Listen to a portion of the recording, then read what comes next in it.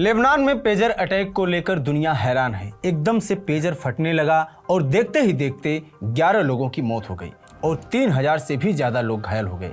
ये हिजबुल्लाह के लिए अब तक का सबसे बड़ा हमला था। हिजबुल्लाह ने इस पेजर अटैक के लिए मोसाद यानी कि इजराइल को जिम्मेवार ठहराया है। बदले की कार्रवाई की भी बात की है। दरअसल लेबनान में जिस तरह से पेजर अटैक हुआ, इससे खुद हिजबुल्लाह भी हैरान है। हमले को लेकर इजराइल ने अब तक कुछ भी नहीं कहा है, न ही हमले की जिम्मेवारी ली है और न ही इससे इनकार किया है। लेकिन दुनिया जानती है कि मोसाद इस तरह के खतरनाक ऑपरेशन पहले भी कर चुका है। पेजर अटैक से हिजबुल्लाह भले ही हैरान हो, लेकिन मोसाद को जानने वालों को पता है कि मोसाद के लिए इस तरह के हमले बच्चों के लिए छोटे खिलौने बनाने जैसा है।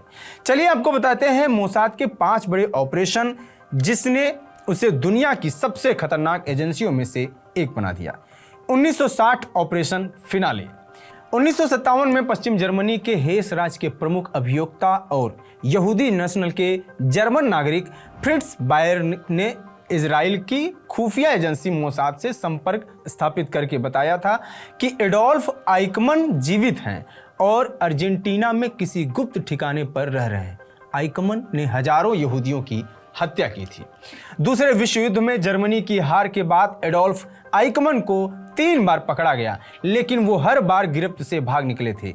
आइकमन ने अर्जेंटीना में छुपकर रहने की खबर पुख्ता होने के बाद मोसाद ने प्लान बनाना शुरू किया। आइकमन हर शाम 7:40 पर बस नंबर 203 से घर लौटते थे। थोड़ी दूर पैदल चलकर अपने घर पहुंचते थे।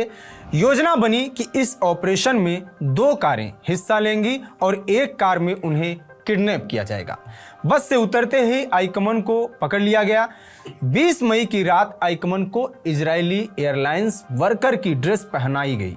उनकी जेब में जीव जिक्रोनी के नाम से एक झूठा आई कार्ड रखा गया और अगले दिन उनके विमान ने तेल अवीव में लैंडिंग की। किसी को भनक तक नहीं लगी और मोसाद ने अपना काम कर दिया। Operation wrath of God. Munich Olympic साल 1972 सितंबर का महीना। इजराइल के एथलीट म्यूनिख ओलंपिक विलेज के अपने फ्लैट्स में सो रहे थे कि एकाएक पूरा अपार्टमेंट मशीन गनों की आवाजों से गूंज उठा। फिलिस्तीनी ब्लैक सितंबर लिबरेशन ऑर्गेनाइजेशन के 8 लड़ाके खिलाड़ियों की पोशाक पहनकर अपार्टमेंट में घुसकर अंधाधुंध फायरिंग कर रहे थे, जिसमें 11 इजरायली खिलाड़ियों और 1 जर्मन पुलिसकर्मी की हत्या हुई थी। घटना के 2 दिन बाद ही इजराइल ने सीरिया और लेबनान के पीएलओ के 10 ठिकानों को बमबारी करके नष्ट कर दिया। कहते हैं इजराइल ने इस ऑपरेशन को अगले 5 साल तक जारी रखा था। सीरिया में मोसाद की पकड़। 1960 के दशक में सीरिया और इजराइल के संबंध खासे खराब थे। गोलन हाइट्स पर सीरियाई फौज से इजराइल की उत्तरी सीमा पर रहने वाले समुदायों को बार बार धमकी मिल रही थी, जिससे इजराइल में बेचैनी बढ़ रही थी। सीरिया में इजराइल के खिलाफ बनने वाले खुफिया राजनीतिक और फौजी मंसूबों को भांपने और सही खबर निकालने के लिए सीरिया के अंदर एक एजेंट की जरूरत थी। एली कोहेन के रूप में उन्हें इस काम के लिए एक व्यक्ति मिला।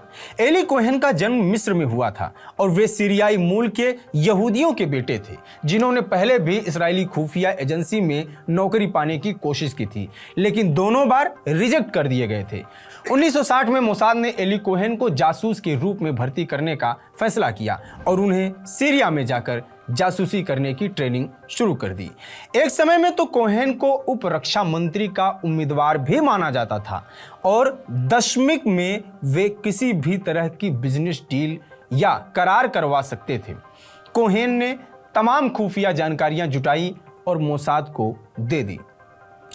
एली कोहेन ने 1964 में इजरायली सरकार को खबर दी कि सीरिया जॉर्डन नदी के पास एक बड़ी नहर बनाकर इजराइल की पानी सप्लाई काटने की योजना बना रहा है। मोसाद ने जानकारी सरकार तक पहुंचाई और तुरंत ही इजरायली विमानों ने पानी मोड़ने वाले भारी उपकरणों और कैंपों पर तगड़ी बमबारी करके प्लान को विफल कर दिया। 1965 में एली कोहेन को सीरियाई और सोवियत अधिकारियों ने अति संवेदनशील पहचान उपकरण का उपयोग करते हुए पकड़ा था, जब वे एक खुफिया संदेश इजराइल भेज रहे थे। कोहेन को मौत की सजा सुनाई गई और राजधानी दमिश्क के बीचों बीच उन्हें फांसी पर लटका दिया गया। इजराइल में आज भी कोहेन को बतौर एक देशभक्त हीरो याद किया जाता है। मोसाद का मिशन ईरान। इसराइल और ईरान के संबंध हमेशा से तीखे रहे हैं। आज भी हमास के साथ युद्ध को लेकर और हिजबुल्लाह को लेकर दोनों के बीच संबंध खराब ही है। ईरान को परमाणु हथियार बनाने से रोकने के लिए इसराइल ने उनके सेंट्रीफ्यूज में तोड़फोड़ की कोशिश की।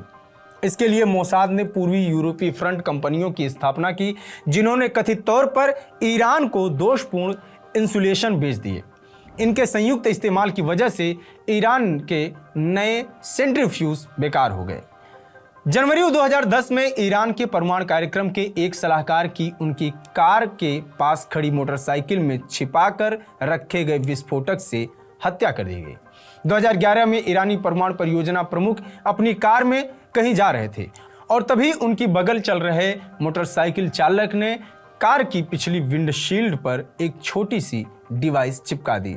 चंद सेकंड बाद ही उस डिवाइस से विस्फोट हुआ और साइंटिस्ट की मौत हो गई। साल 2021 में एक ईरानी परमाणु ठिकाने में यूरेनियम संवर्धन कार्यक्रम को एक बड़ा झटका लगा, जब एक बड़े विस्फोट के कारण साइट पर बिजली गुल हो गई, जिससे यूरेनियम को समृद्ध करने वाले सेंट्रीफ्यूज ठप पड़ गए थे। इसमें भी मोसाद का ही हाथ बताया गया था। हमास के खिलाफ जंग। कुछ साल पहले हमास ने इसराइल की मोसाद एजेंसी पर ट्यूनीशिया में रह रहे अपने एक कमांडर मोहम्मद अल ज़वारी की हत्या का आरोप लगाया था। ज़वारी ने न सिर्फ हमास बल्कि हिजबुल्लाह के लिए भी कई खतरनाक हथियार बनाए थे। कहा जाता है कि ज़वारी ने एक ऐसे जहाज का डिवाइस तैयार किया था जो पानी के अंदर ही किसी दूसरे जहाज को तबाह कर सकता था। मोसाद ने ज़वारी को मारकर हमास का एक तरह से कलेजा ही काट दिया। इसके अलावा ऑपरेशन एंटेबे के तहत मोसाद ने युगांडा में हाईजैक एयर फ्रांस की उड़ान से बंधकों को छुड़ाया था। ऑपरेशन डायमंड के तहत मोसाद ने एक इराकी पायलट को सोवियत रूस के मिग-21 को इजराइल ले जाने के लिए राजी किया, जिससे इजराइल की वायुसेना को बहुत फायदा हुआ। हिजबुल्लाह कमांडर इमाद गुगनीह की हत्या, पीएलओ के अबू जिहाद जैसे कमांडरों की हत्या भी मोसाद की काबिलियत और जासूसी की दुनिया में उसके अलहदा होने की कहानी बयां करती है। तो यह है मोसाद की कहानी और मोसाद के कारनामे। ये वीडियो आपको कैसी लगी कमेंट बॉक्स में बताएं। देश दुनिया की तमाम खबरों के लिए बने रहिए TV9 डिजिटल के साथ। मेरा नाम है अंकित। नमस्कार।